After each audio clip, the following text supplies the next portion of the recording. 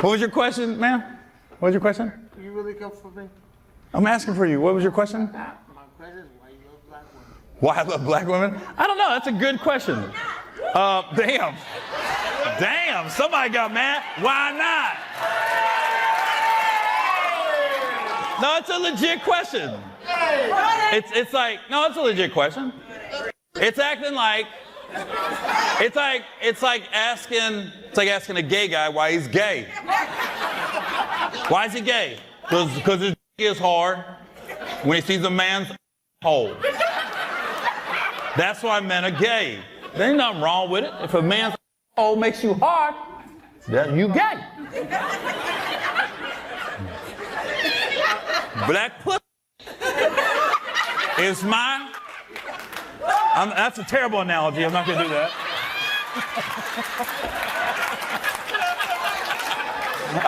I was like this. I'm not doing that. Even she got sober. She goes, no!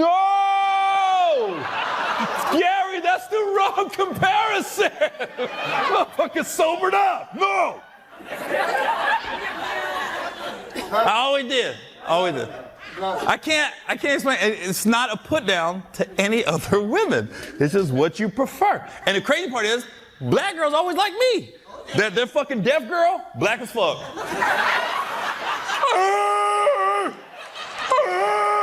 I don't know what you visualize in your head. Black. The one black girl on the volleyball team, motherfucker. Yeah, so I don't know. When I was in the Navy, when I was stationed in San Diego, we used to go out to the beach bars. There'd be one black girl at the fucking bar. And my guys would be like, how the fuck does this happen every weekend? I just move on over. How you doing? I'm Gary.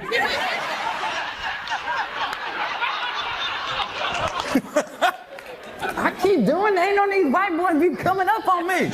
I'm different.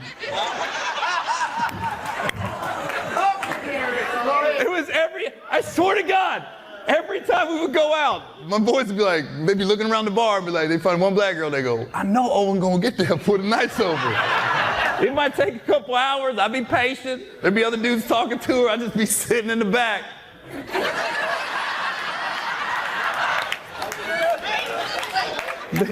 And you act like you casually going over to her.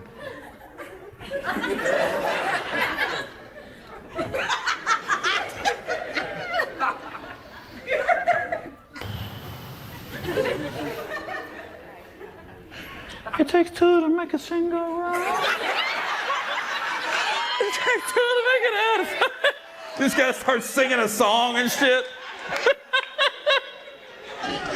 I like the way you kiss me when we're playing the kissing.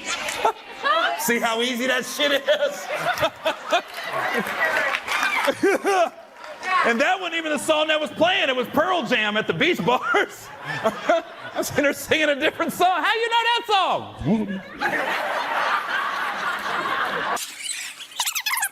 Where's the rest of the birthday party?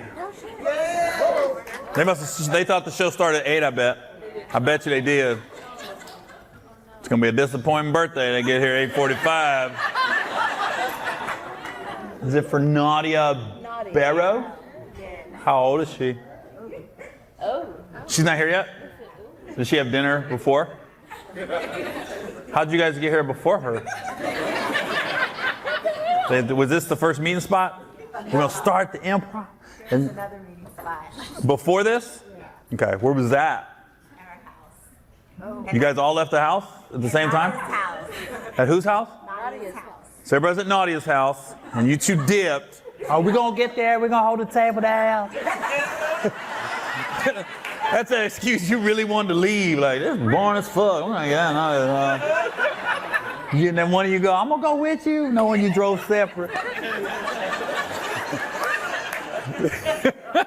We're gonna get there early. We're gonna talk to the manager so we ain't gotta wait in line. Motherfucker, you an hour late.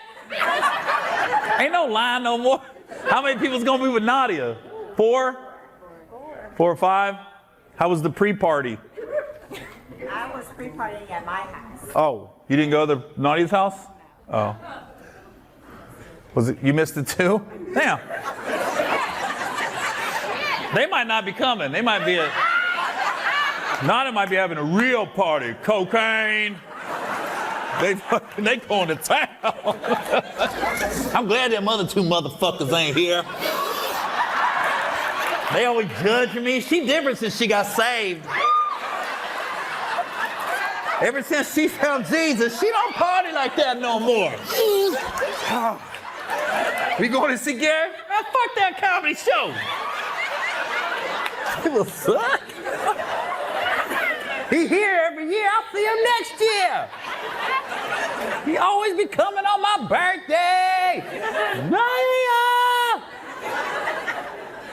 N to the A to the D to the I to the A. How do you know Nadia Barrow? We used to work together. Is it Barrow or Burrow? Barrow. Then better if it was Burrow. But where did you guys used to work at? You stayed in touch? Oil and gas company. Oil and gas? Oh, wow. Shocker. You too? We've been friends since we were 3. 3?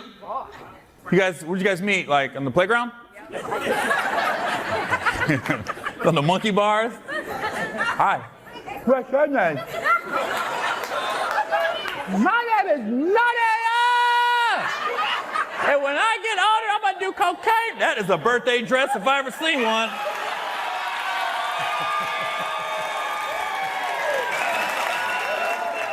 Look at how hyper Nadia is. All that cocaine, baby. Nadia came walking in fast. Ooh, hey girl. Woo, good seeing you. Good seeing you. Good seeing you. Good seeing you. I'm here, bitch.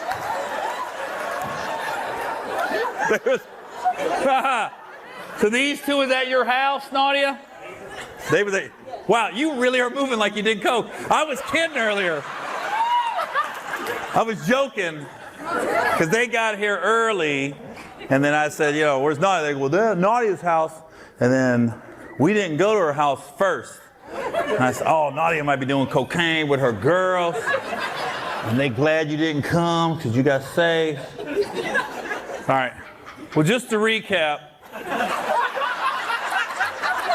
The only thing you really missed, Nadia, was I talked about how Houston's got a lot of Asian massage parlors.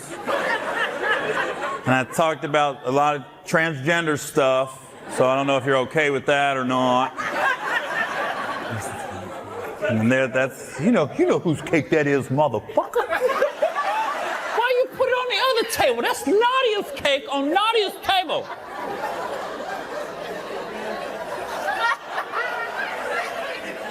He might be Dominican. He might not speak English the way he walks away. How do you four know each other? That's your mom? One of my closest friends. That's one of your closest friends? This is my husband. That's your husband. Okay. So, Mom, just so you know, that man is blowing your daughter's back out. Ben, did you clap, Mom? You blow that back out, baby! I've never seen a mom clap! That's my girl right there. Throw it on that motherfucker, baby. Throw it back. Who the fuck claps? I've never seen a mom! That's my baby right there. Ain't nobody worried about that scoliosis no more. That's something you don't think about, though, when you have kids. When they got, how many daughters you got? 2. Both married? Absolutely. There you go.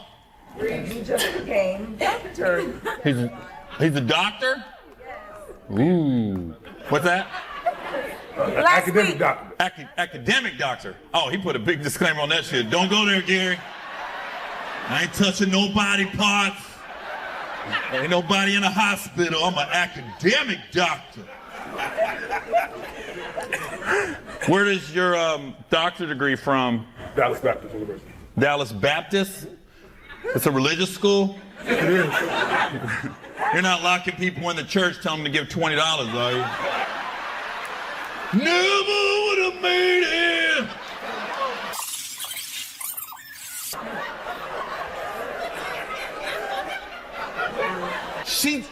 she don't have any deaf people in her life, does she? She got up right in the middle of that joke. I said, oh, I thought, he talking about my brother Daryl. I don't want Daryl coming up here.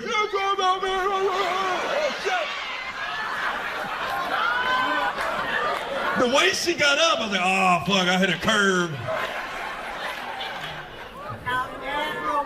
She just had to use the bathroom? All right.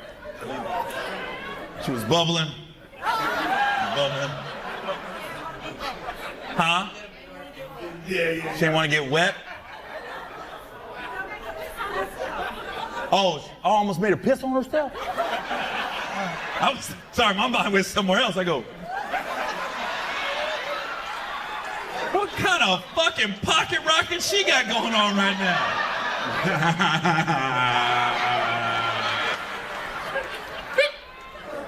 I'll be right back. I go to the bathroom. You know how I get.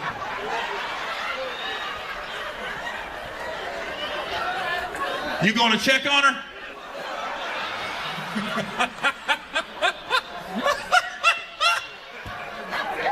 How do you girls know her? That's my baby. That's your daughter? Yeah. Oh, yeah. Sorry, I didn't know that. I'm fucking up all over, Mom. Is she married? Kinda. What's that mean? Please share, Mom. No, I want to hear this. I love my son-in-law, but Oh, you love him, but is it over? I'm not gonna get him in person. You want it to be over? What's wrong with him? Something gotta be wrong with him, then. You put it out there, you could just said yes. Literally, Mom, I said, she married, you could have went, yes. You literally went to this whole, she like, kinda, not really, in and out, somewhat. Ain't nothing wrong with him. Just move on, Gary, leave me alone, go back to the pastor.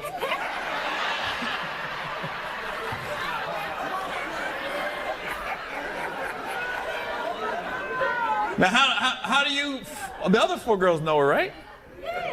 How do you, huh? Oh, co-workers. Where do you ladies work at? Where do you girls work at? AT&T? What's wrong with that, Mom? Damn, Mom, you've been hurt in your life. Because everything you say comes with an AT&T. There she is.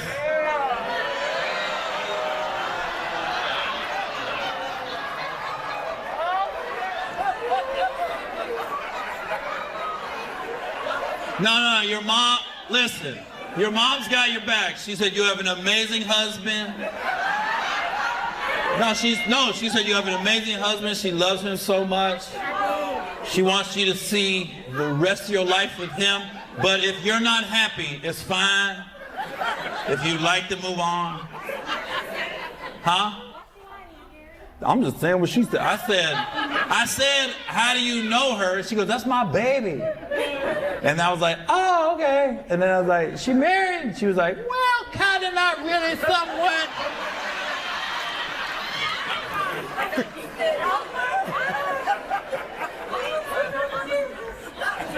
So what happened?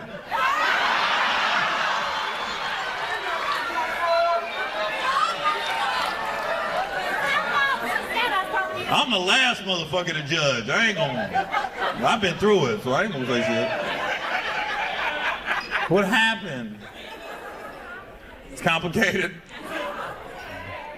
That's cool. I'll leave it alone, because clearly it's not final. You're trying to get a divorce? Oh, he won't sign the papers? Yeah, you gotta get that process server. That's what I did, motherfucker. Serve my ex at Panera Bread. I ain't give a fuck. So, at the drive-thru, you're served. That was the worst motherfucking tuna sandwich she ever got. They got good grilled cheese at Panera Bread. I go to Panera Bread once a week as a thank you. I ain't buying shit for me. I'm just getting it for other people. There you go, man. Pay it forward. Oh, so it's over. He just won't sign the papers. Why won't he sign them? That's interesting. That doesn't make sense. He's trying to trap you. He's already married to you. This ain't no Anthony Edwards shit. You heard about that guy in the Minnesota Timberwolves? He told the girl, she says, I'm pregnant. He goes, I don't want the baby. She goes, I don't care, I'm having the baby. He goes, all right, the baby ain't gonna have a daddy. He told her, and then they went to court, and they were like, you know, she got $5,000 a month in child support. And he said, all right, you agreed to it. And he left the courtroom and told the court, I'm just gonna pay all 18 years right now. And this is over with. That's the most gangster shit I've ever heard. He said, there you go.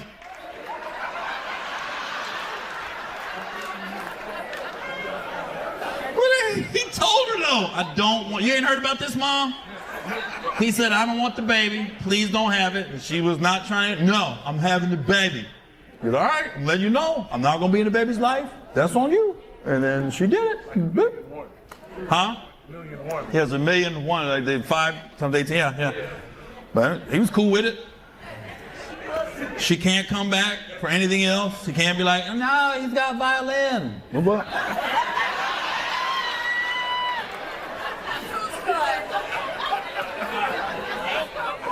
That was some cold shit. It was cold, but it was kind of cold-blooded. I was like, I'm not saying I agree with it, but I understand. I was like, all right. He didn't lie to nobody. Nut it in her. That's why I feel like a lot of these NBA guys and NFL guys should get vasectomies as soon as they get drafted. Freeze they shit. Mom. Did you have a flashback? Who did Mom used to bang in the past? She was, ooh, you reminded me of Tony Dorsett right now. I used to tell Tony D, you gotta pull out. I ain't having no little Dorsett.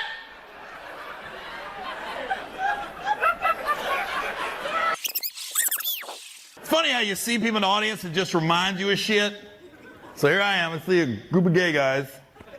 And, Who's gay? You guys aren't gay? No. Whoa. Whoa.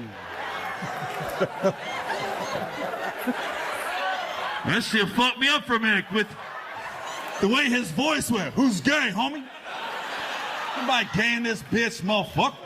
My bad. It's like I misread the room. It's funny, he said, who gay? And the other 5 guys went, we are, what do you mean? What are you talking about? We're all gay. Shut up, I'm trying to fuck with him. Do that.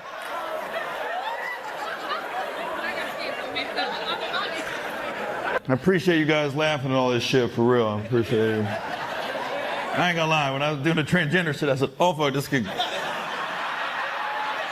could go the wrong direction with this crew. And when I saw you guys laughing, I said, all right, we're good. Because that's the dumbest shit I be hearing when guys be saying that shit. Well, that was an unexpected pregnancy. I'm like, motherfucker, did you nut her? The fuck you think's gonna happen? And, damn. The white lady, butthole, nut in the ass.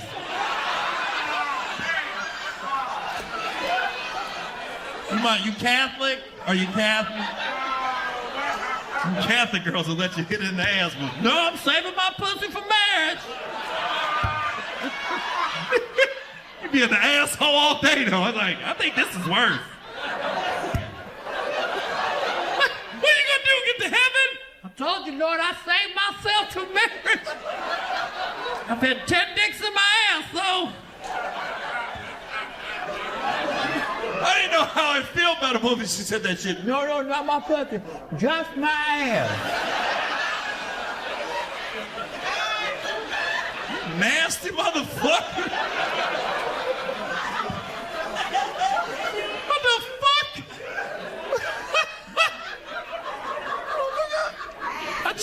Ritz-Carlton. I want to go through the front door. I'm trying to sneak in through the back. Oh my God. Thanks for sharing.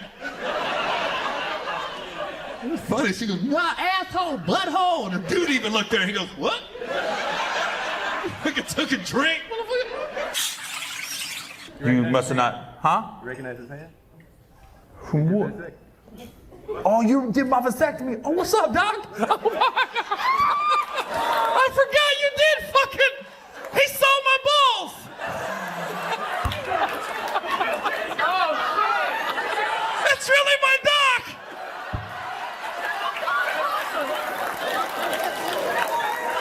That's fucked up.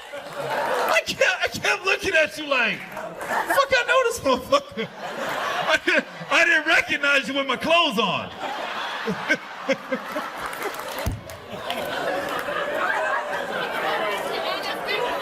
kept staring at this motherfucker. Fuck, do I know you? I can't believe I told that joke and you're here. That's pretty accurate though, right? Was the box sticky? Was the box sticky? I tried my best, Doc.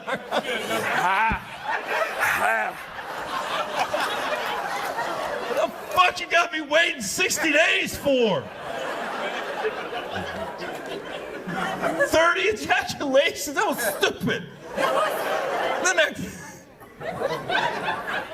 Then the motherfucker calls. Hey, just check on everything working out good. I was like, yeah, everything's good. All right, later. He just hung up. I go, oh, he didn't really care. He didn't really care. If you really cared, you would have actually held a conversation with me. Everything coming out all right? You good? Yeah. All right. So far it works. I've nutted in my girl so many times. And she keeps saying, we didn't get the results back. I don't give a fuck. We gon' If you get pregnant, I'll sue. I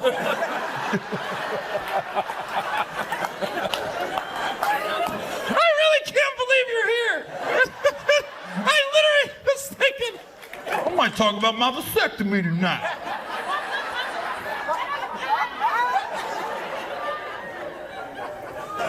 And did you guys all ride together? Yeah. Oh, fuck. Now they're gonna be talking about my dick and balls on the way home. Yeah, it was cold that day when I'm gonna give Gary the benefit of the doubt. It's a little chilly in my office. Let me tell you what this motherfucker does, though. I'm in there with, I don't know him. I'm just like, yeah, okay, vasectomy. I come in, he's just sitting in the office, we're having a casual conversation. He goes, oh, you from Cincinnati? Yeah, I got my degree from Cincinnati. Yeah, I like UC. Drop your pants. Anyways, the Bearcats are really good. He's fucking playing with my nuts. He's still talking football. Yeah, so C.J. Stroud, he should have a good second year. I hope he is, I'm glad they got Stephon Diggs. I don't think it's gonna last very long. I go, dude, can you stop talking till I pull my pants up? I literally just looked away.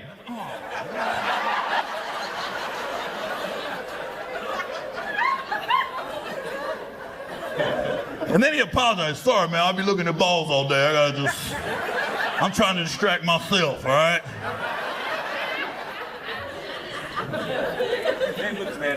How was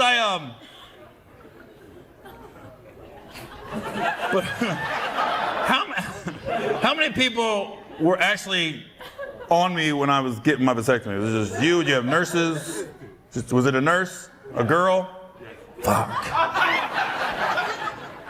No, was it a black girl? Yeah. No. Hispanic? Okay. Good.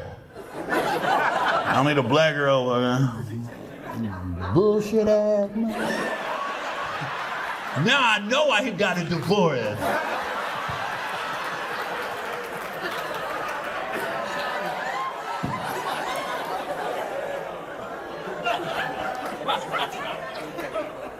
But look, everything came out good. So if anybody's looking to get snipped, that's your guy.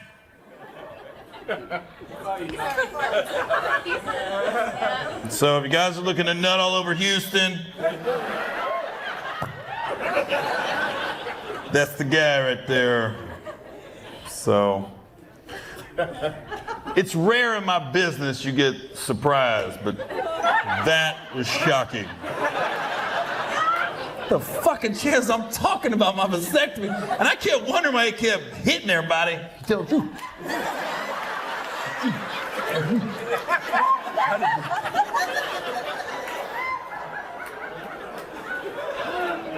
That was a good ass snap. Who cut my balls though? Who shaved them? They did a good job. I ain't gonna lie about that one.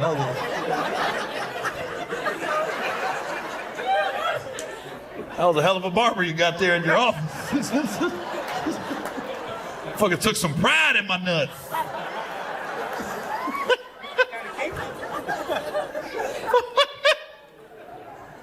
Oh my God, that's funny, man.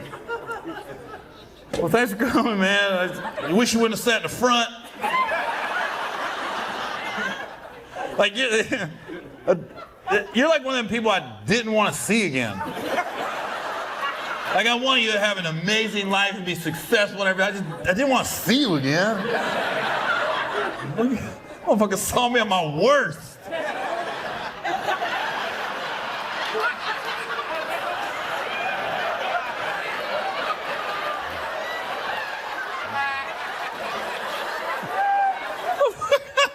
He could have been fucking with me and shit.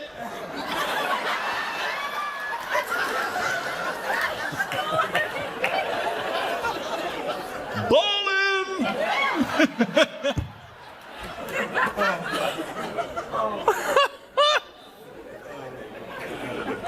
You guys are funny though, man, because all we gotta do is go to sleep. And you motherfuckers get done, you come in, you did a great job, man. You did great. I said, motherfucker, I was asleep. What the fuck you want me to do? Yeah, you did great, man. Everything should be good. Your vein was right there, but it was really easy to get to. Found it right away, man. You definitely have Mexican blood in your family. That's why you had to have 30 ejaculations. Couldn't take a chance when you told me your grandpa was Mexican.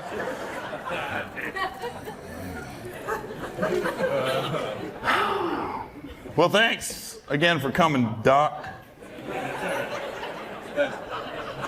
Is that where you guys met? At his office?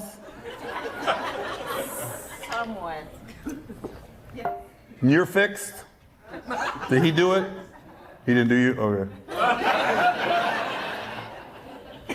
That's so weird. That's weird, man. Because now I don't want to look at you. I just want to do the show over here.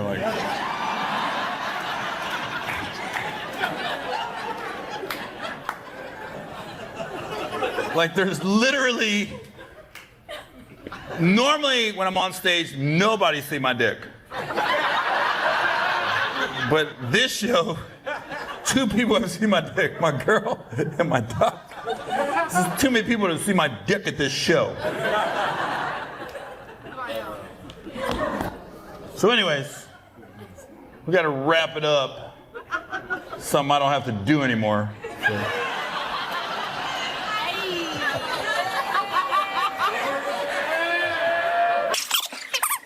What's that? When do you get to go home? I live here. Motherfucker, I live in Houston now.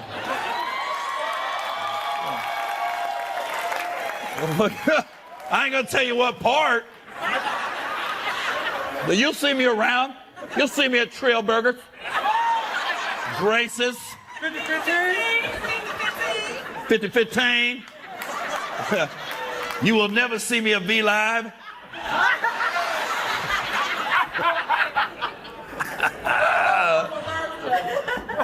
Nah, I had it. Because everybody be like, you be lying to people when they be like, why'd you move to Texas? I'd be like, no state taxes.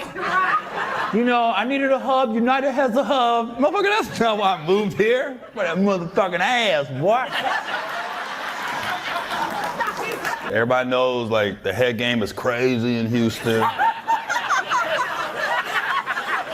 That's shit we talk about. Yo, Houston, man, I don't know what the fuck they teaching them girls in public school.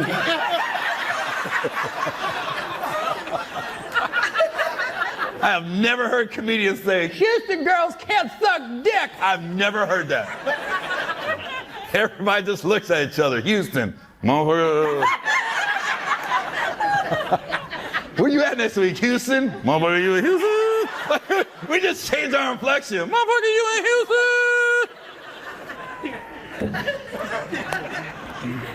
Yeah, it's just fire around here. I love this motherfucker say, boy. What's up, everybody? This is Gary Owen. Get some. Hey, what's up, everybody? This is Gary Owen with the Get Some podcast.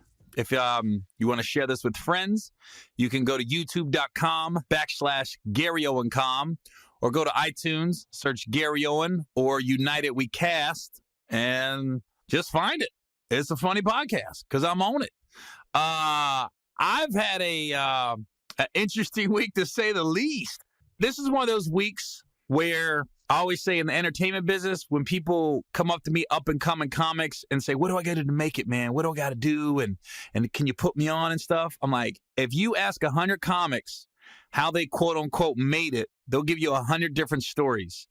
This week for me was nuts because I'm in LA and I had some meetings. And I go there to watch the taping of Def Comedy Jam. They're bringing it back in December. And I'm in the audience. And Tony Rock's on stage. He's the new host. And he starts talking about interracial dating. And he goes, there's a white guy right there. He goes, oh, shit. Gary Owen, what's up, man? I said, what's up? He said, when did I tape Def Jam? I said, I've never done it. He said, you never been on Def Jam? He goes, you never been on HBO? I was like, no, I've been on every other network. And then I literally came out of the audience and did a set. Like, I think I did 10 to 12 minutes. They'll edit it down to 7. And I just winged it on stage. And it was funny because afterwards, then I had to fill out all this paperwork. And I'm calling my manager like, I might have fucked up. But I always say there's a reason I don't go to comedy shows or concerts is because there's something about when you're in the entertainment business and you see a microphone and a stage and a captive audience, you want to get on that stage. I've never done drugs. I said laughter and being on stage is my drug of choice. And that it happened. I wasn't thinking about the money. I wasn't thinking about my career. I just saw an audience and Tony called me out and the audience stood up like, oh, like they hyped me up. And I got on stage. And then literally, so afterwards, I had to get all the paperwork done and make sure this was on the up and up. And it was. I mean, there was no negotiating. I'm not getting a lot of money for it. but it's almost like this year I've done a couple of things for my bucket list. Earlier this year, I taped Showtime at the Apollo, and I never did that before. And then now I've done Def Jam. Never did that before. And so a lot of what I found out, too, about this business is I just had a comedy special come out last month called I Got My Associates on Showtime. If you got Showtime on demand, it's on there right now. But I have a new hour ready to go. And a lot of networks won't touch me right now for another 8-9 months because they don't want comedy specials coming out back to back. They like to space them out, which makes sense. So I'm sitting here, it almost was a perfect time to do Def Jam because I got about a good 10, 15 minutes on current events that aren't going to be current or as current in 9 months. It was perfect timing for me to do, 10 minutes that I can just basically quote unquote burn. And then they called me yesterday and said after watching all the comics and it's only 6 episodes they're doing this year of Def Jam, but they said, yeah, after watching your set and that, it's going to be the first episode. Like, that's going to kick off Def Jam. So, and it always was like a sore spot for me that I never did Def Jam because when Def Jam first came on in the early 90s, I was in high school and then I was in the military. I wasn't doing stand-up then. Then it came back about 10, 11 years ago. And I really wanted to do it. And I auditioned in Cincinnati. And I don't know, they said no. Then I went and hosted the auditions in Columbus. So I just thought it was a gimme. I was going to get it. And I didn't get it. And it's always been a sore spot for me. Like, God, I never did Def Jam. So it was like a bucket list thing for me that I got on. And I did well. And I hate sounding cocky. I did really well. It was one of those nights. And then I was in Phoenix over the weekend Friday, I'm in my hotel room. I get a phone call to do a movie, and I had to fly out to Atlanta on Monday to start shooting this movie. It's if anybody saw Meet the Blacks, it was in the theaters, but it's on Netflix right now. Mike Epps was in it. I was in it. Lil Duval's in it. Brescia Webb's in it. But anyways, they said they're doing a sequel, and the thing was, in the first one, I died. So I figured I'm not coming back for the sequel. Well, the second one isn't nearly the same as the first one. It's loosely based on it, but they were able to have me come in and play a completely different character. I play a paraplegic ex-military vet who's nuts, and I live across the street from Mike Epps. And next door, Cat Williams moves in, and Cat is a vampire, and chaos ensues from there. But it's very much like it's like a Blackula meets the Lost Boys type deal. But it should be good. But we did the table read. Monday we started filming. Tuesday I came in for the first day of shooting, and I come back November 1st to finish up the last week of filming. But it's just one of those. I went to LA for some meetings, and I was going to Phoenix to perform. And next thing I know, I got on Def Jam and I got in a movie. It's just one of those days.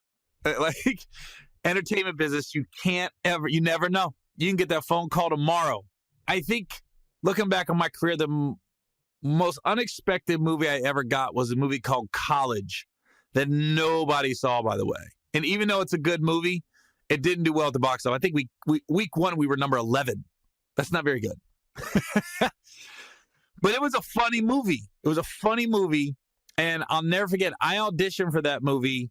It was 2006, and the Bengals were playing the Ravens on Thursday Night Football. And I was on my way to the game, and my agent called me and was like, hey, I want you to audition for this movie called College. So I literally called my buddy who has camera equipment, and I said, yo, can you get me on tape real quick? Because this was iPhone era. So he was like, yeah, come by. So I stopped by his house. I gave him $50. He did my audition. We went over it. I got to the game late, and everybody's like, well, where are you? Like people I was tailgating with. And I was just like, I had this audition real quick. And that was in November that I did the audition. And then it was funny because February I get a phone call, and I'm getting ready to get on a plane in Indianapolis. I'll never forget. And we got snowed in. So I boarded the plane, and then everybody had to get off the plane, and we were snowed in. And I just remember the airport was not chaos, but a lot of upset people because we couldn't go anywhere. We were stuck at the airport. And my agent called, and she was like, hey, Gary, we got an offer for you for College. And I'm like, which one? I'm thinking it's a stand-up date. They go, College. I go, I know, which one? They go, the movie. I said, what are you talking about?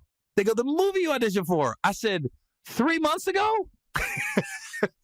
So here I am. Everyone's in the Indianapolis airport depressed, and I'm like on cloud nine. I remember the only thing open was a Subway. That was the best Subway sandwich I ever ate. I was just like this. Just let me know when the flight can leave. 2 days, 3 days. I'll just be here in the corner curled up. I'm good. So that was the most unexpected movie I ever got. But this week was just a cool week. Now, on a downer note, I'm in Atlanta open night of the NBA season. And I go, Terrence J called me up, Lil Rel called me up. We all meet up at this spot to eat and have some drinks and watch the NBA season. And it was funny. We were in a room with about 20 people, and it was divided down the middle. It was about 10 Celtics fans, 10 Cavs fans. And I'm not even going to say 10 Cavs fans. Some people just don't like LeBron. That's what I know. Because Lil Rel is a funny dude, and I like him a lot. But he was... he did a movie. He just did a movie called Uncle Drew with Kyrie Irving. So, of course, he is like all about Kyrie. And I'm the same way. When I mean athlete and they're cool and you work with them, you just start rooting for them. So he was all about that. Oh, but man, that Gordon Hayward injury just took the sails out of everybody because it was starting to get intense. You could tell it was going to be a chippy game. And when he went down, I noticed immediately, I said, your body's not supposed to move like that. And then I said, I thought his shoe fell off. I said, his shoe came off the way his ankle was.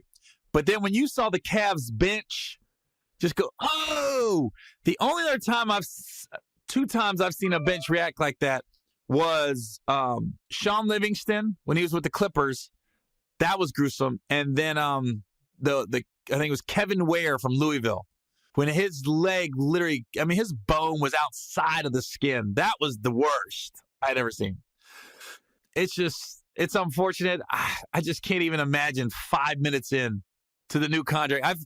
And you feel bad for Gordon Hayward, but you really feel bad for Boston Celtics fans, because anywhere else in the country, it's the Cavs are the favorite, and everyone, I think, really believes the Cavs are going to the finals again, except in Boston.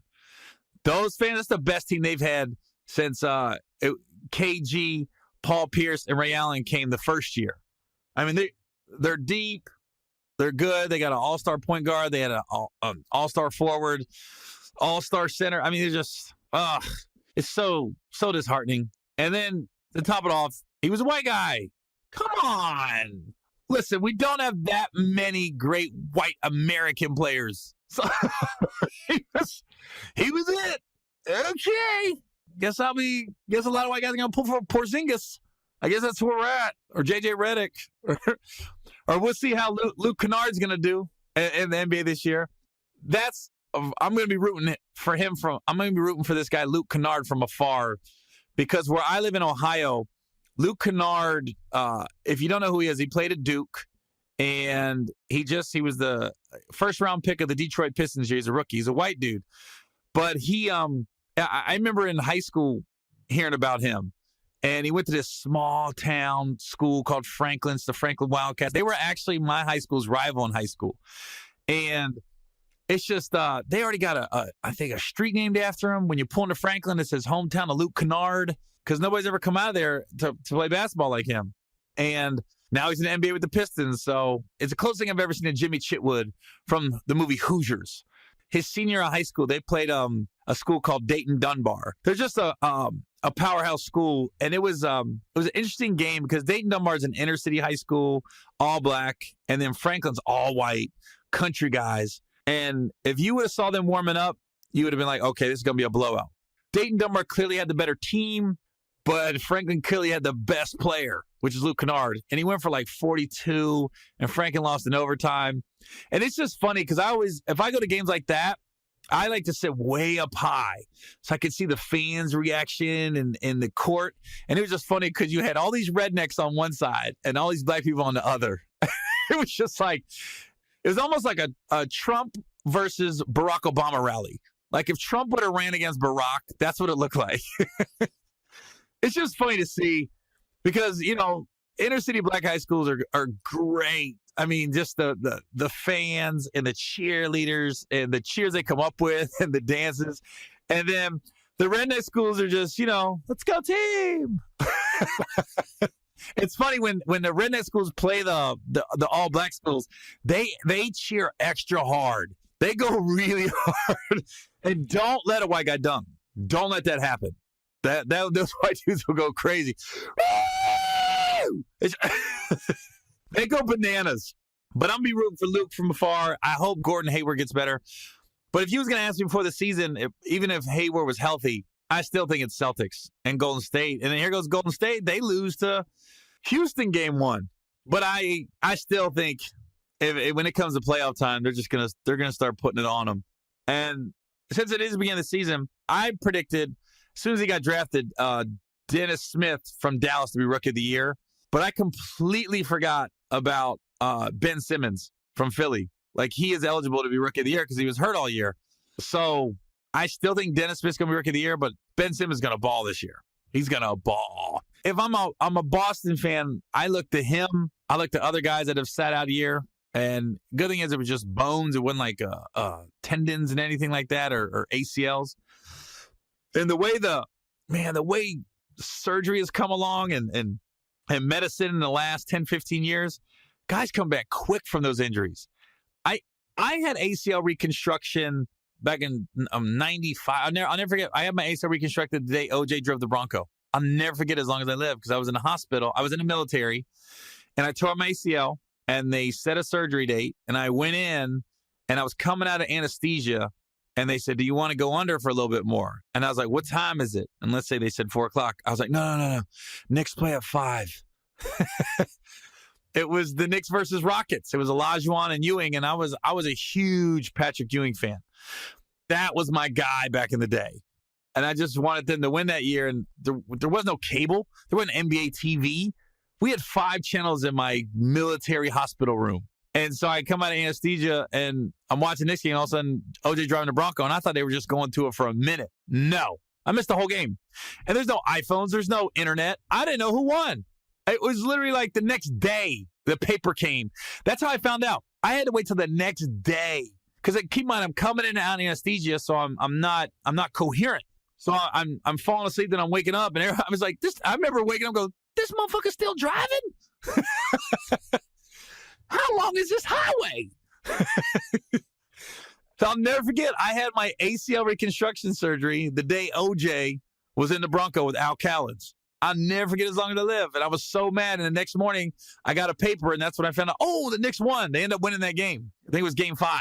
They ended up losing the series, but they won that game. I'll never forget that as long as I live. And it was funny because when you're in the military and you have surgery, like I had to be at the hospital at 4 a.m, couldn't eat anything the night before, and I went into surgery at like 7. So you just sit in a room with a bunch of other military guys that are all going in for various surgeries that day. And a lot of them have their wives or their girlfriends and everything. I was like 20. I didn't have anybody. I drove myself to the hospital, and I parked in the parking lot, and I went into surgery. I came out. I was in the hospital for 2 or 3 days, had my ACL reconstruction, and then I drove myself home. You're not supposed to drive yourself home 2-3 days after having an ACL reconstruction, by the way. The guy literally wheeled me to my car. I'm still on meds. Like, I don't remember the drive home. I had an Oldsmobile Cutlass. I'll never forget it. A 1985 Oldsmobile Cutlass. White walls. You would have thought I was a pimp in that car. Drove my ass back to my apartment. And then it was funny, when you come out of anesthesia, you're just kind of in a line. They got this whole line of different dudes coming out of different surgeries in a row. And I'm laying there, and I remember the guy is sitting next to me in case I got to throw up or if I need some water or something, because you're not allowed to eat until you pee. And the guy's sitting there, and I'm just kind of talking to him, and I'm drinking water, and then I go, oh man, I think I'm gonna throw up. And then he puts like a literal bedpan on me. I said, really? This is what I'm doing? You throw up in a bedpan?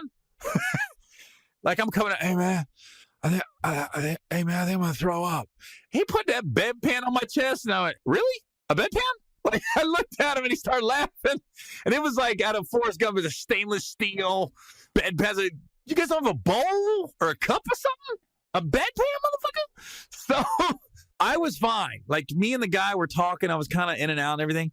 And then I'll never forget, there was a Marine that was, I remember I noticed him because he had a black wife. He was a white dude. He had a black wife. And I wasn't married. I was single, but I just noticed him because they were sitting there, and he had a kid, and he had shoulder surgery. And when he came out of anesthesia, he thought he was at war somewhere. He was, get the fuck off me. Who the fuck are you? And he's trying to swing with the other arm that's free, because the one shoulder had surgery. It's pinned down. It's done. They literally had 4 people holding him down. Hey, you're just coming out of surgery, man. It's okay. You're just coming out of surgery. And it was the dude sitting next to me that gave me the bedpan. He got in my ear, goes, I'm so glad I got you. And then he explained to me, he was like, dude, we don't have a choice. We just wait in line. And it's a numbers game. Like, you just got wheeled out, and it was my turn to take the next person on the cot, basically on the bed. And it was you. Because if I'd have been one person back, because that guy came out of surgery right behind me, I would have got him. So this guy's going nuts, and I'm like, okay, this dude's crazy. Then the hospital room, I didn't have a hospital room to myself. You have to share with somebody. Why do I got to share my room with this dude? Like, so I told him to close my curtain immediately, so I didn't want to deal with him in case I didn't know if he was crazy or not. So I just had my curtain shut the whole time. And the good thing was I was right by the door of the room. People had to walk by me to get to him. So I didn't ever have to see him. I just kept my curtain shut the whole time, because I guess a lot of guys open up the curtains because everybody's pretty young in the military, and you start talking. I never talked to him. I was like, I don't want to talk to that dude. I thought he was crazy. I didn't want him to have a flashback with me in the room, think I was somebody. And my point was, as far as these surgeries go, This is what they did with mine. Like, I tore my left ACL. They took my patella tendon out of my right knee and put it in my left. And then come to find out later, you never go into a good knee to repair a bad one. If you got a good knee, you leave it alone. So I'm rehabbing both knees. Like 6-7 years later, I got arthroscopic surgery on my left knee to clean it out and everything. And I went to University of Southern California, the guy that does all the sports medicine over there at the time. And he said, hey, man, who did your knee? I was like, the Navy? He goes, I was going to say Sue. And it was funny when the doctors talk to you because they said, now, as you get older, your knee's going to get progressively worse. And I go, doesn't everybody's? And he didn't lie because now I can't play basketball anymore. I remember I played pickup at Lifetime about 3-4 months ago, half court. My knee was sore for a week. I couldn't do anything. It's like if I play basketball, I got to do hot yoga 3 days before and 3 days after just to make sure I'm nice and loose, just to make sure. Well, that's enough about that. Let's get into football season. For me being a Bengals fan, it's Steeler week, which is it's exciting but scary at the same time because they got our number. They've won 4 in a row against the Bengals. We've lost 4 in a row to them, including that playoff game. This is a big one. And I said I got a feeling the Steelers were going to beat the Chiefs. I just had a feeling. Just when you think everything's going wrong, here they come. But, again, I'm drinking the Kool-Aid. But I think the Bengals got a legit shot because that defense is going to keep them in the game. It's in Pittsburgh. The Bengals always play better in Pittsburgh than they do in Cincinnati for some reason. Man, this is a stressful week. And I'm going to be in L.A. this week. This weekend I'm in Ontario, California, at the Improv. But I got to go there and perform. And then they moved the game to 4 o'clock. And at first I was like, God damn it, 4 o'clock, I'm going to miss it. Then it hit me, wait a minute. I'm in L.A. It's a 1 o'clock game. I'm straight. I hope it's a nationally televised game because I do not want to be at a sports bar. I'd rather just be in my hotel. I like to hear the announcers. I like to be able to scream and to sit in my drawers and just watch it and sweat and throw pillows at the TV. I'd tell you, the craziest I ever had happen to me was when the Bengals played the Steelers back in 2005 when Carson Palmer got. I was in Kansas City, Missouri. I was in my hotel room, and Carson threw that ball to Chris Henry, and Chris Henry caught it. And I'm like, yes! And then I saw Carson rolling around. And I didn't even see the hit yet. I just saw him rolling around. And I was like, that's not a normal roll. That's when you know in your head something's wrong. And then when I saw the hit, I went, oh, I was throwing pillows against the wall. I was screaming, God damn it, you bitch, you fucking bitch. I'm cussing and everything. Security came to my door and said, where's the girl? I was like, what? And I answered. It was funny. I answered the door. I went from 10 to 1 so fast because I'm like, you motherfuckers are getting down. I'm throwing pillows, and I must have said the word bitch about 30 times in 2 minutes. You fucking bitch. They thought I was hitting a woman. And so a cop is at my door with hotel security, and they said, is there a problem? I said, no, sir. And I'm like real calm now because I'm freaking out. He goes, the cop goes, where's the girl? I said, excuse me? Where's the girl? And I said, there's no girl. He goes, you mind if we come in your room? And I said, yeah. And I come in my room, and there's nothing wrong with my room. I mean, there's a few pillows thrown around, but I'm not trashing the room. I'm not that dude. But they said, we got a phone call about somebody was yelling, and they heard a thump, and then they said they heard a female voice. Somebody had said they heard a female voice. And I was like, I had to tell him, I said, no, man. And I remember it was timing. It was halftime when they showed up. So I hadn't been yelling that long. I'm sure I wasn't yelling just because Carson got hurt. You know, the Bengals had the lead at halftime in that game. So I thought we still had a shot. So I'm probably yelling, yeah, fuck you, Steelers. We don't need Carson. We're fine. You can knock our quarterback out. We're still going to beat you. I'm yelling. It's just a whole array of emotions. Let me tell you something. If somebody had a videotape of me watching a Bengals playoff game, they would think I'm nuts. Like I'd be in a straitjacket taken to a mental institution. I can handle it when I'm in public or at the game, but by myself in a hotel room, you don't want to watch that game with me. So I just remember they literally went through my room. They searched it. One thing I remember was the hotel security opened a drawer underneath the TV. And I'm like, really? I hit a woman in there. Okay. I remember just thinking, Did he just open the drawer of the dresser where the TV's at? That's a really small woman. If I was able to put, well, I'm a really sick person that just dismembered a woman and there's no blood in my room. I was just like, what the hell? Did he just open the drawer? Sometimes people do things and you don't catch it in the spur of the moment, but then you look back, you're like, that was kind of stupid. Like I did a joke one time with, it's always a joke. My road manager, Brad, I remember he got in before me into a city. He goes, hey, Gary, what time you land? I was like, 3. He goes, o'clock? And I just got quiet. I went, no, man, 3 puppies. I landed 3 puppies. Yeah, 3 o'clock. Well, I mean, what are the 3 is there? What time you land? 3 o'clock? Nah. 3 spiders. I landed 3 spiders. What? But you don't even realize, as soon as he said o'clock, I was like, yeah, 3 o'clock. You don't think about it when he says it, but then when you look back and go, that was stupid. That was stupid for him to say that. I always say I get my Super Bowl picks every week. There was a lot of devastating injuries this week. I mean, Leonard Fournette, all of a sudden he's looking like the real deal. He's balling out, then he gets hurt. And the Rams returned the opening kickoff, which was a great kickoff return, by the way.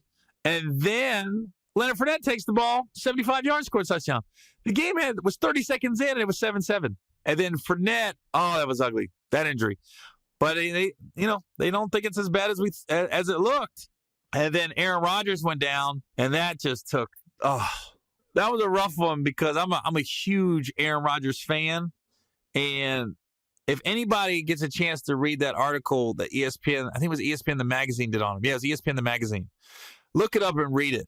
It's an enlightening article, and I like him even more now as a quarterback because he's just on a quest for knowledge, and he's on a quest to be a good person. Because he said after they won the Super Bowl against the Steelers, he said he was sitting on the bus, and he said, I hope when it's all said and done, this isn't the moment that defines my life, was a Super Bowl victory. I hope I can do more with my life, that it was a part of my life, but it's not the one single thing that defined me. He said a lot of things that I agree with as far as religion goes, and he said, he's really on a quest for knowledge because he said he grew up, a Christian, and he finds out those Bible-thumping Christians, and just like the radical Muslims and every religion, when they go at it like we know what happens after you die and nobody else, and it's our way or no way, they're closed-minded. They won't have an open discussion with you. And he said once he was able to get on his own, and he met with a guy who's I don't want to say spiritual advisor, but he came in to talk to the Packers one time, and Aaron really got his number, and they have open discussions about religion and God and faith and afterlife. And he said, the minute I was able to step back and not say I'm a part of any particular religion, like obviously I believe there's a higher power.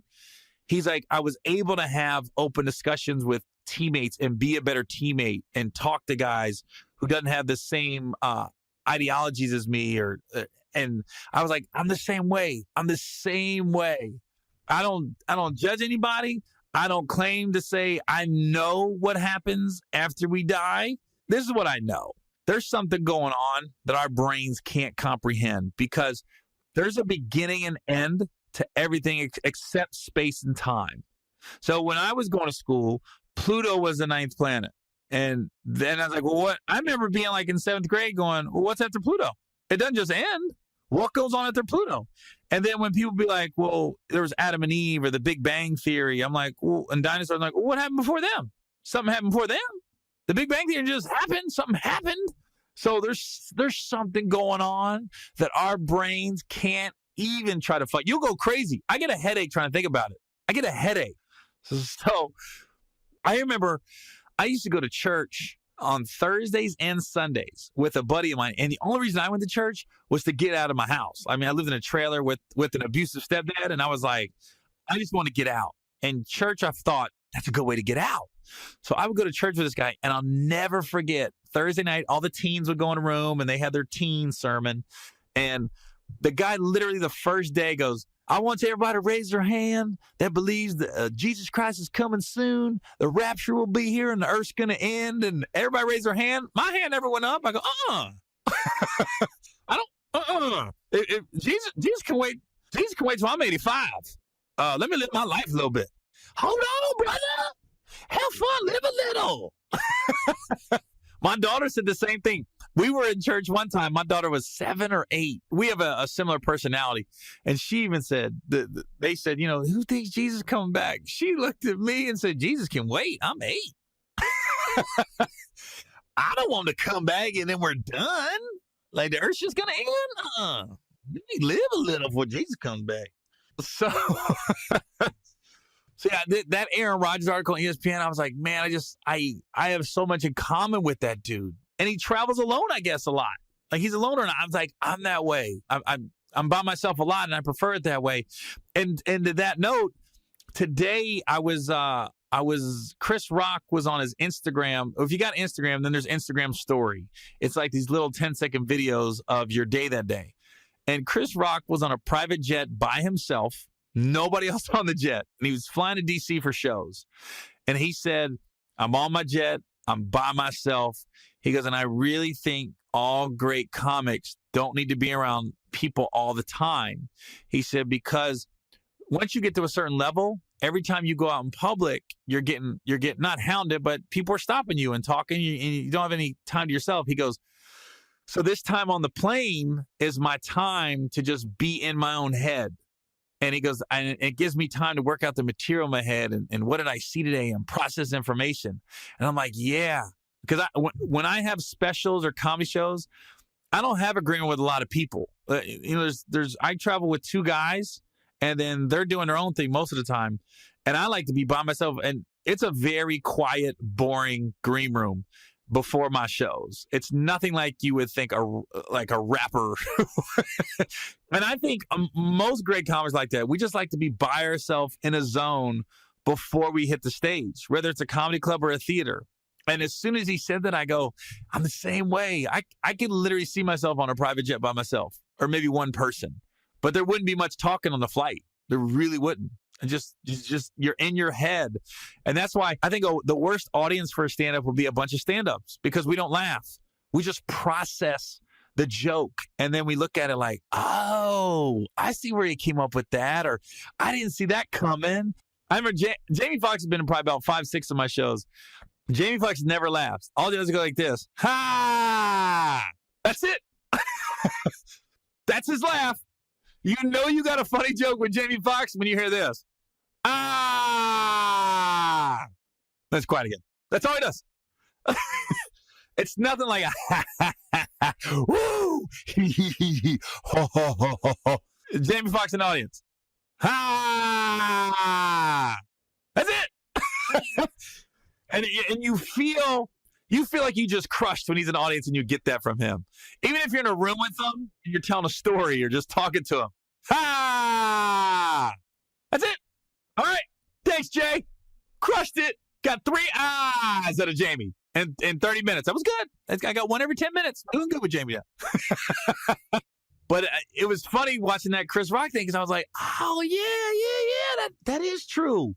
Sometimes you follow other people that are in the same industry as you, and you're like, okay, that makes sense. Now I get it. I really think I'm more off stage like Chris Rock than I am like a Kevin Hart or Mike Epps. Like, I know Kevin has his crew with them and he travels with them, and Mike does. And the movie I'm doing right now, Mike Epps is in it, and Cat Williams, and Mike's had the same group of guys for the last 6, 7 years at least that I've been on tour with them every now and then. It's the same group, but he's got his crew. But I know Mike. He's funny. He's always got this speaker with him. It's like an old school speaker, and he just plays music in his dressing room. And then we was on set yesterday, and he was playing the music out of it, and it was just, that's what he does. That's his thing. Everybody's different, and Kevin's always got his crew with him. Always. I don't know, but I don't think Chris travels with a lot of people. Obviously, he was on a jet by himself, and he'll have his reps there when he gets to DC. But I was like, okay, that's me. Because if you ever see me at the airport or out, I'm usually by myself. And when I got my guys, I'm always like this, because my guys were all coming from different cities. My road manager, Brad, lives in Atlanta. My opener, Gene, lives in Fort Lauderdale. And then my other guy, Say, who takes pictures on the road and does website stuff, he lives in Long Beach.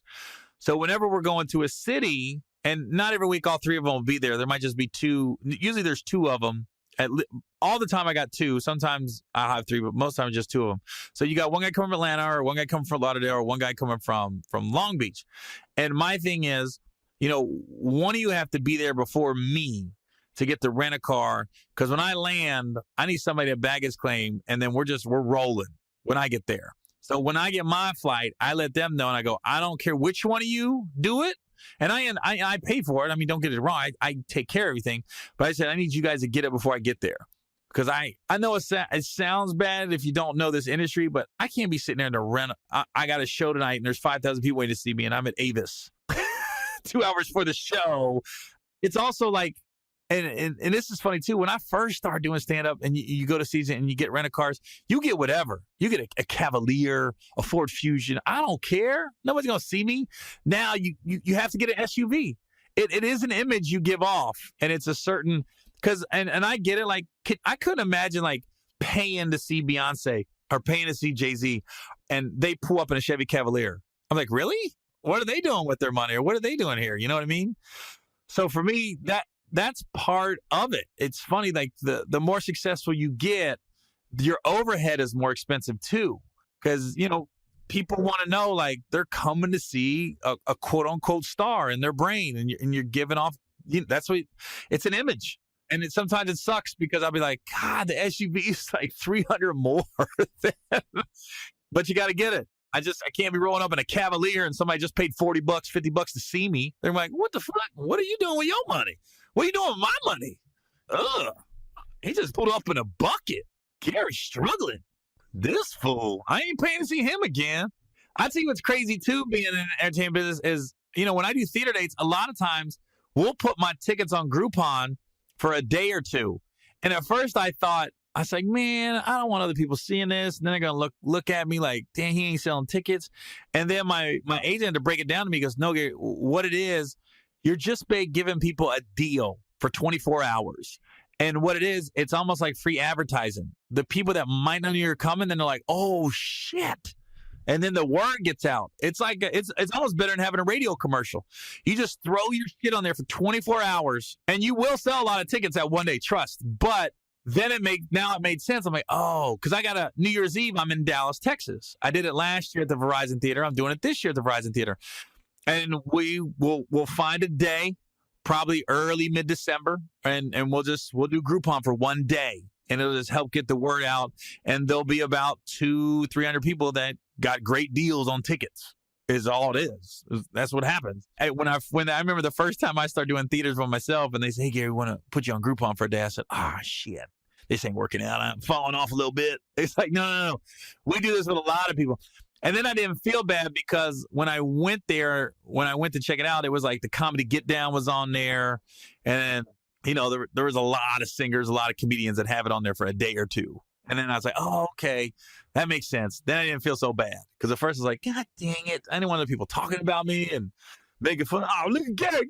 Gary selling tickets, motherfucker, on Groupon. But this weekend, I'm in Ontario, California. It's funny, whenever I put up a flyer on my Instagram or anything, I'll put Ontario, and I'll have all these people hit me up on social media from Canada. I've been waiting for you to come. I've been waiting for you to come to the north. I'm like, nope. It's California. And in fact, one of my wife's friends called her and goes, you going to Canada, Gary, this weekend? And my wife called me like, you going to Canada? I was like, no. So my wife almost thought I was pulling a fast one on her. Like, you can't leave the country without me. Nah, babe, come on. I would never do that. So yeah, I'm in Ontario, California. It's basically 35 miles east of LA. If anybody saw next Friday or Friday after next, it's where Rancho Cucamonga area, where Mike moved out with Ice Cube. That area is where I'm performing at this weekend. And I'll be there October 19th to the 22nd. Thursday, Friday, Saturday, Sunday. Saturday's already sold out. We will add a third show Saturday. Usually they wait till Thursday or Friday to add it. And we might add one Sunday, but tickets are flying. So if you want to come see me this weekend in Ontario, I would do it. And then next weekend, I'm in D.C. at the MGM Grand Casino with Dion Cole. That's already sold out. And I wanted to add a second show, and Dion did, but they just didn't. They said, no, we just want one show, and then we'll bring you guys back. Honestly, I'd rather did too. But it's a good feeling to know you're sold out way in advance. This show's been sold out for like a month. That's always a good feeling when you still have that far. And then the first weekend of November, since I'm on a tangent, I'm in Jacksonville, Florida on November 3rd, and then I'm in Ocala, Florida, November 4th. So I'll be up in Northern Florida, Central Florida, the first week of November. November 3rd, I'm in Jacksonville, Florida at the Florida Theater, and then November 4th, I'm in Ocala. And this is one of those dates where I scheduled it around the Bengals schedule because they play the Jacksonville Jaguars on November 5th. And I hope we still have a reason to play. There's nothing worse than trying to be loyal to your squad and make your schedule around them so you can make some games, and then they're terrible. But they're not terrible. We just got to hope we can get by Pittsburgh. That'd be a huge win this week. Huge. Oh, what I didn't do, I didn't give my Super Bowl picks. Every week I give them. If you listen to my first podcast, week 1, I said Dallas and Oakland. I look like a fool right now. Week to week, it changes. Look at Green Bay. I mean, Green Bay was looking like one of the favorites, and now, I think even though Kansas City lost to Pittsburgh, I still say Kansas City is playing the best ball in the AFC. And I think if they end up playing Pittsburgh in the playoffs, I think they'll get them this time, regardless if it's in Pittsburgh or Kansas City. I just think they'll lock in, and Andy Reid will have them ready to go, and I think they'll take them. You can only beat a team so many times in a row before eventually that number comes up. I still say Kansas City and AFC and the NFC. I mean, Philly's looking really good, but I still think even though Atlanta lost, I still think I still say Atlanta. If they lose this week, that might change. It's weird. I'm watching them play the Dolphins, and it was almost a replay of the Super Bowl. Like they had a big lead, and they just started passing it. And I was like, God, did you not learn anything from the Super Bowl? Dolphins always do that shit. They always come up and beat somebody that nobody thought they were going to beat. They always do that. So, yeah, I'm still saying Kansas City and Atlanta from what I've seen so far. College football, I haven't touched on it that much, but I'm saying right now, I think Ohio State's going to win it all. And that might be a little homer pick, but that offense is looking dynamic. Dobbins, that tailback is coming into his own. They look really good right now. They dismantled Nebraska over the weekend. Dismantled them. I was like, woo! They look like they're peaking at the right time. Like everything's clicking with them. So, on a side note, I don't even think I mentioned it, but that upset of Iowa State beating Oklahoma 2 weeks ago, I didn't even mention it, but there's a local kid that is the tailback for Iowa State. His name's David Montgomery. And I can't help but root for guys from Cincinnati that ball out. So I'm so happy to see him doing well. If you get a chance to watch Iowa State, look for their tailback, David Montgomery. He's just a sophomore, but the guy's a grown man already. He's a beast. So, anyways, great week. Tape Def Jam, got a movie. This week I'm in Ontario, California at the Improv, and that's it. Nothing crazy happened in society this week. Thank God we're just talking about sports and lighthearted stuff. That's what I would prefer every week. If we could do this podcast without having a natural disaster or some crazy man shooting people in Vegas and everybody's healthy and having fun and enjoying life. That's what I want. That's all I want every week. All right, y'all. Well, I'll see y'all next week. This is Gary Owen with the Get Some Podcast.